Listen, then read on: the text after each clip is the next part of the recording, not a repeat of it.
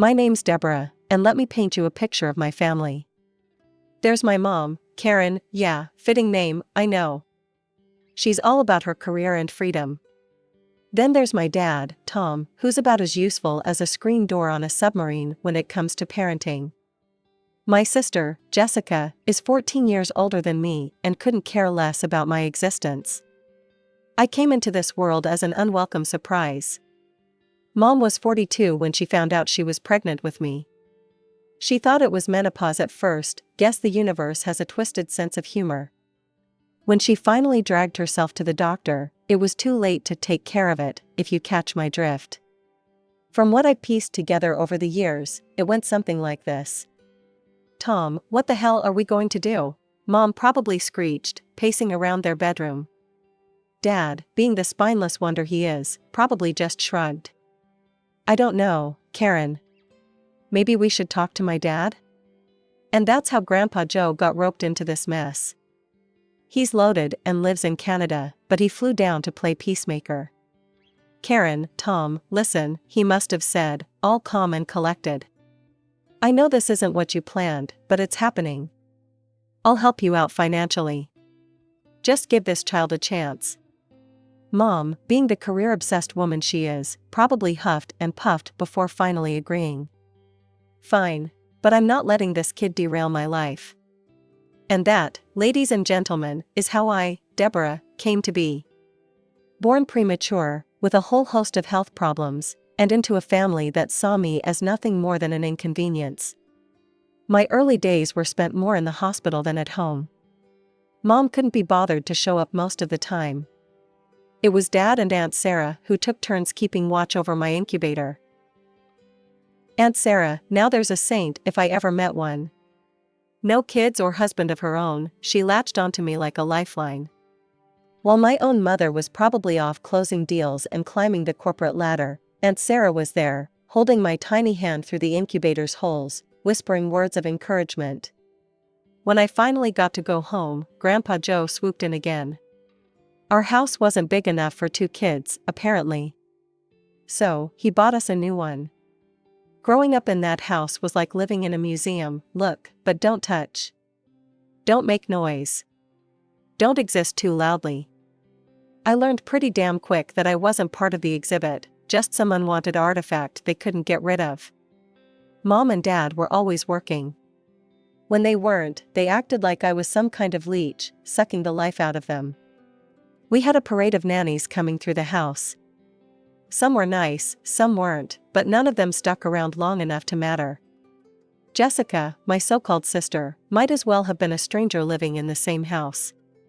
14 years is a hell of an age gap, and she made it clear she had no interest in playing big sister. I remember one time, I must have been about 6, I tried to hang out in her room while she was getting ready for college. Jessica, can I watch you do your makeup? I asked, peering around her doorframe. She barely glanced at me. No, Deborah. I'm busy. Go play with your toys or something. But I don't want to play alone, I whined. Can't we do something together? She slammed her mascara down on the dresser and whirled to face me. Look, we're not friends, okay? I'm not here to entertain you. Go bother Mom or Dad. That was pretty much the extent of our sisterly bonding. Mom was even worse. Every day when she got home from work, it was the same routine. She'd walk in, kick off her heels, and make a beeline for the liquor cabinet. Mom, I'd call out, excited to see her. Can we play a game? Or read a story? She'd pour herself a large glass of wine and sigh heavily. For God's sake, Deborah. Can't you see I need some peace and quiet? Go to your room and play by yourself. You're old enough to entertain yourself. And Dad? He'd promised Mom he'd take care of me if she had me. What a joke that turned out to be. He was always too busy or too tired to spend time with me. His favorite phrase became, "Not now, Deborah." I remember overhearing them argue about it once. I was supposed to be in bed, but I'd snuck out to get a glass of water. Tom, you promised you'd help with her, Mom hissed. I can't do this all on my own. What do you want from me, Karen," Dad shot back. "I work all day too. I'm exhausted when I get home." "She's always so needy." I didn't stick around to hear the rest.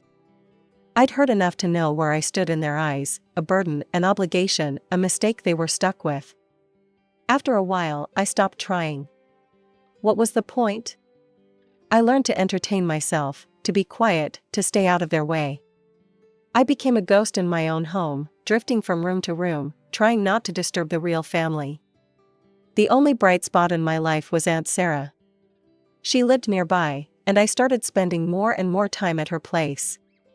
Weekends, holidays, any chance I got, really. With Aunt Sarah, I felt seen, heard, loved even. We'd spend hours doing puzzles, baking cookies, or just talking. She'd ask me about school, my friends, my hopes and dreams. Things my own parents never bothered with. Life has a funny way of throwing curveballs when you least expect them.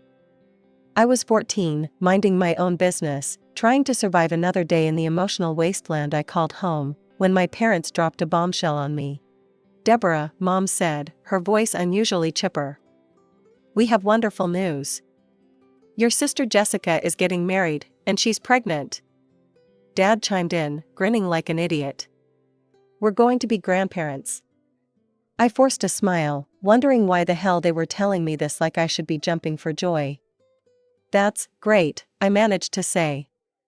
"We're going to be very busy preparing for the wedding," Mom continued, not even noticing my lack of enthusiasm. "So, we want you to stay with your Aunt Sarah for a while." I blinked, processing their words. They wanted to ship me off?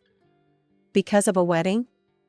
Part of me wanted to be hurt, but honestly, it was the best news I'd heard in years. "Sure," I said, trying not to sound too eager. "I'd love to stay with Aunt Sarah." They looked relieved, probably expecting me to put up a fight. Shows how little they knew me. I packed my bags faster than you could say unwanted child and practically skipped to Aunt Sarah's house. Months flew by. The wedding preparations were in full swing, but I couldn't care less. I was too busy enjoying my new life. Aunt Sarah and I would cook together, watch movies, go for walks in the park. She'd help me with my homework, listen to me ramble about my day at school, and actually seemed interested in what I had to say. Before I knew it, a week before Jessica's wedding rolled around. It was also my 15th birthday. That morning, I woke up to the smell of pancakes and the sound of Aunt Sarah singing off-key in the kitchen. I grinned, padding downstairs in my pajamas. "Happy birthday, my dear," Aunt Sarah exclaimed, pulling me into a bone-crushing hug. "I've got a surprise for you."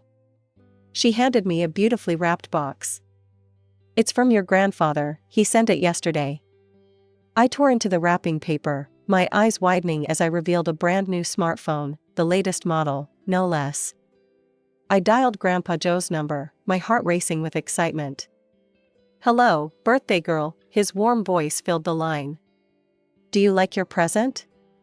"Like it? Grandpa, I love it." "Thank you so much." We chatted for a bit, and then he asked the question I'd been dreading. "So, how did your parents congratulate you?" I hesitated, not wanting to admit the truth. "Oh, I haven't seen them yet. I was planning to go home soon, actually. I'm sure they'll say something then." There was a pause on the other end of the line. Then, "I see. Well, why don't you do a live broadcast when you go? I'd love to share in the joy." With a mixture of hope and dread churning in my stomach, I made my way back to my parents' house. The walk felt both too long and too short. As I turned onto our street, I took a deep breath and started the live broadcast on my new phone.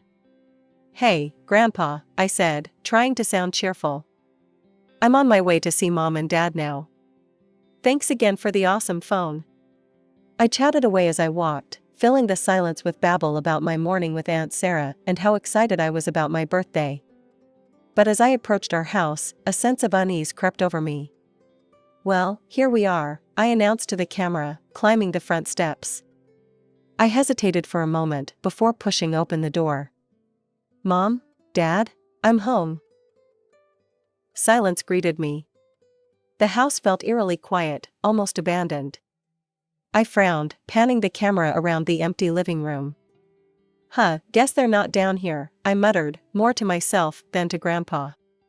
I'll check upstairs. I climbed the stairs, my footsteps echoing in the quiet house. As I reached the top, I noticed something odd. The door to my room was closed, which was unusual. I always left it open when I wasn't home. That's weird, I said, reaching for the doorknob. My door's never closed. I pushed it open and froze. The room that greeted me was not my room. At least, not anymore. The walls, once a soft lavender, were now a pale blue. My posters were gone, replaced by cutesy animal prints. My bed had vanished, and in its place stood a white crib. What the hell? I gasped, stumbling backward. The phone nearly slipped from my grasp as I spun around, trying to make sense of what I was seeing. This can't be right. This is my room. Just then, I heard a door open behind me. I whirled around to see my parents emerging from their bedroom, looking startled to see me. Deborah? Mom said, her eyes darting between me and the phone in my hand. What are you doing here? I barely registered her words, still reeling from the shock of my transformed room. What happened to my room? I demanded. Why is it blue? Where's all my stuff? Dad cleared his throat, looking uncomfortable. Well, you see, Deborah, we've decided to give this room to your sister's baby. Our first grandson. Mom nodded, a smile plastering itself across her face. Yes, isn't it wonderful? Jessica's having a boy, the son your father's always dreamed of having. He'll be living here with us after the wedding. I felt like I'd been punched in the gut. But where am I supposed to sleep? Where's my stuff? Oh, we packed up your things, Dad said, waving his hand dismissively. They're in boxes downstairs.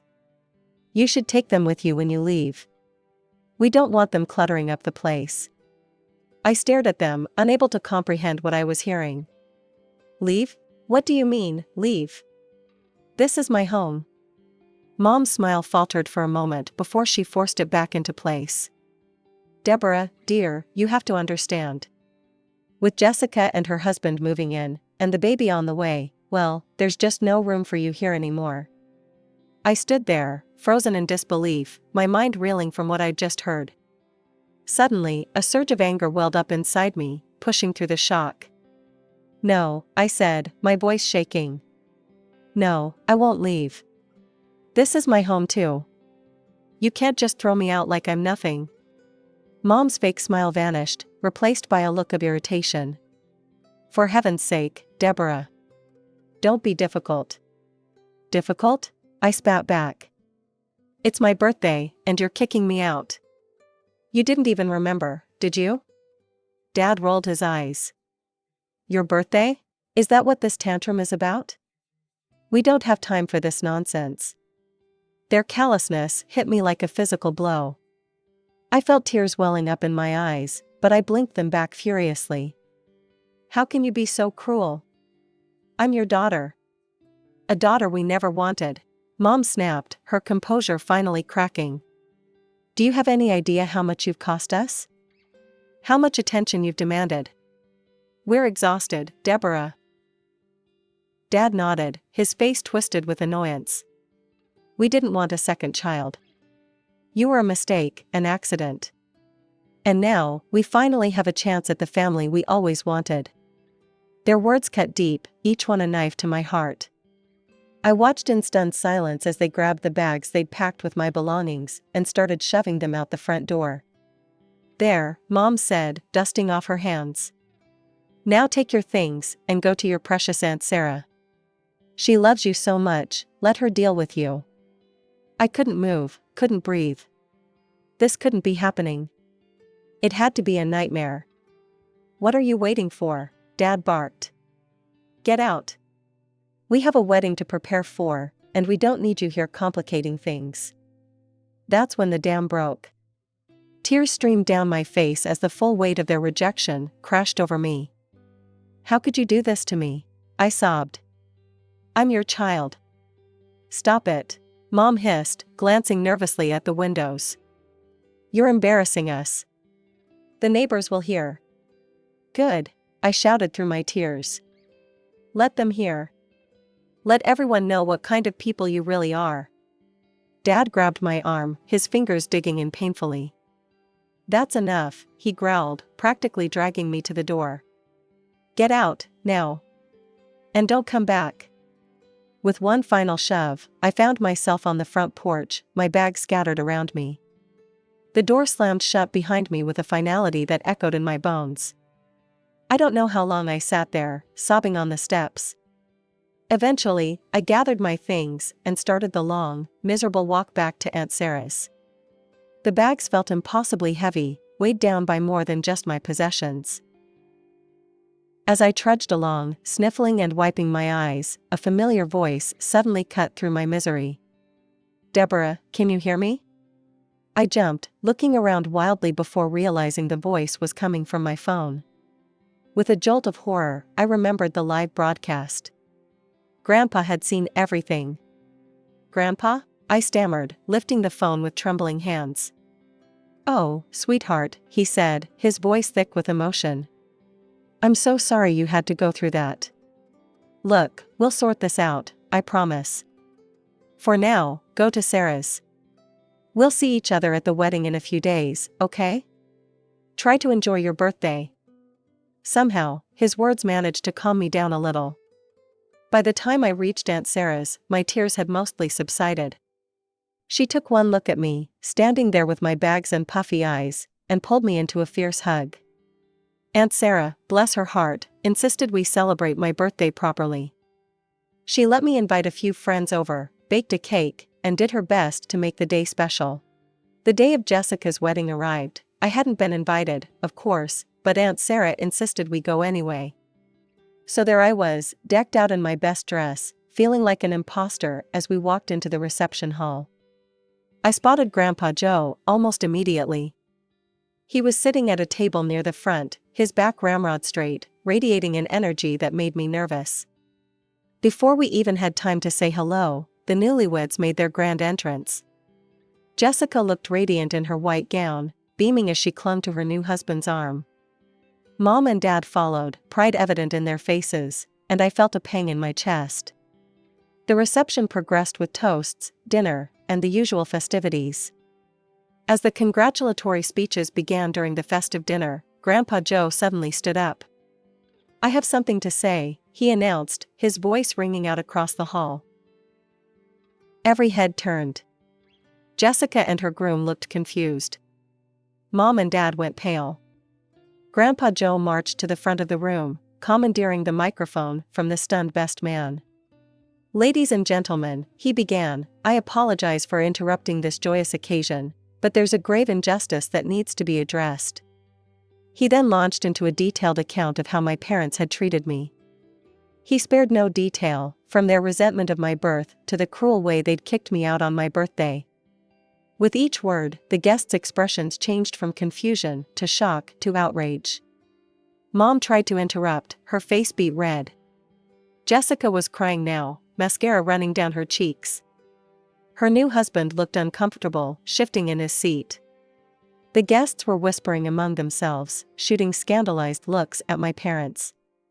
Grandpa turned to face my parents directly, his voice cold as ice.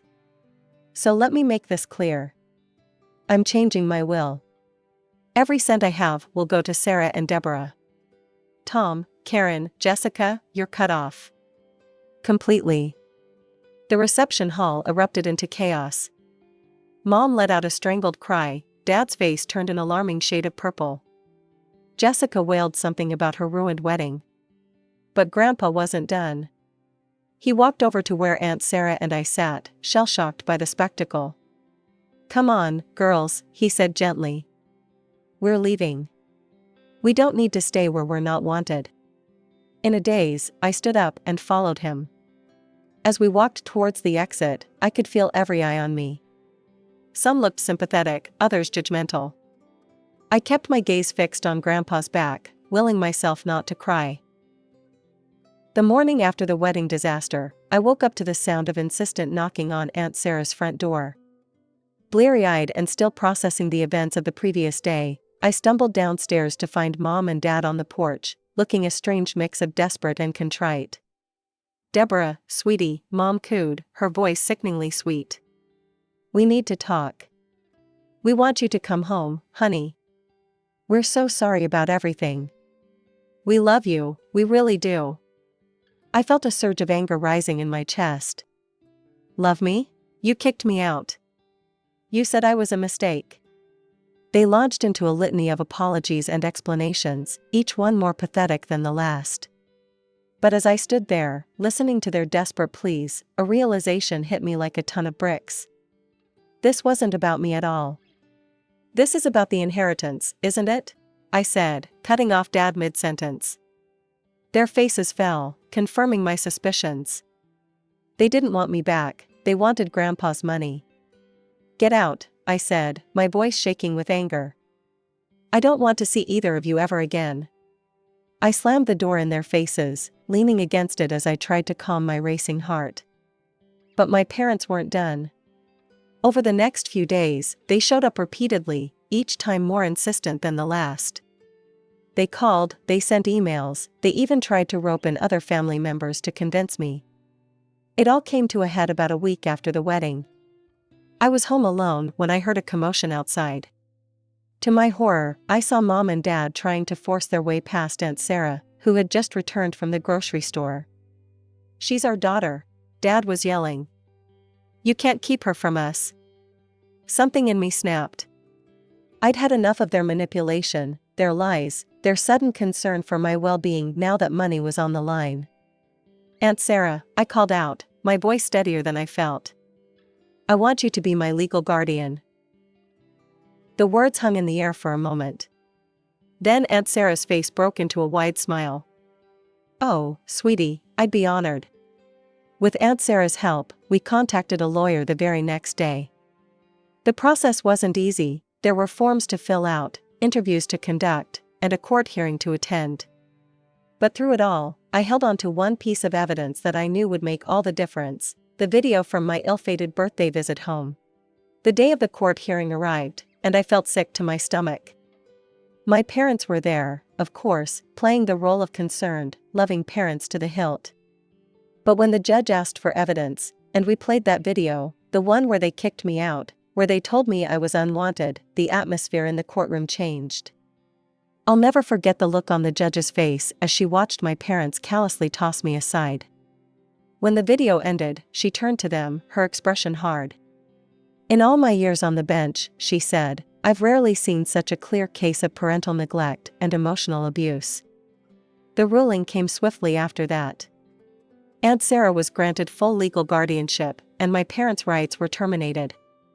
As the gavel came down, I felt a weight lift off my shoulders. For the first time in my life, I was free of their toxic influence. Life has a funny way of coming full circle. Just when I thought the drama was finally over, Grandpa Joe called us over to his lawyer's office. As we sat in the plush leather chairs, surrounded by mahogany bookshelves and the smell of old paper, I couldn't help but feel nervous. "Deborah, Sarah," Grandpa began, his voice solemn but his eyes twinkling, "I want you both to know that I've made some changes to my will." He nodded to his lawyer, who pulled out a thick document. "As I promised at the wedding," Grandpa continued, "I've decided to leave my entire estate to you two.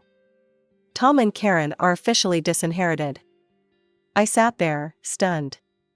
I knew Grandpa had threatened this at the wedding, but I never really believed he'd go through with it. As we left the lawyer's office, my head spinning with the implications of what had just happened, my phone rang. It was Jessica. "How could you do this to me?" she screeched as soon as I answered. "You've ruined everything." I pulled the phone away from my ear, wincing at her volume. "What are you talking about?" "Don't play dumb," she snapped. "You turned Grandpa against us. Now he's leaving everything to you and Aunt Sarah. It's not fair. I want my share too." I felt a flash of anger.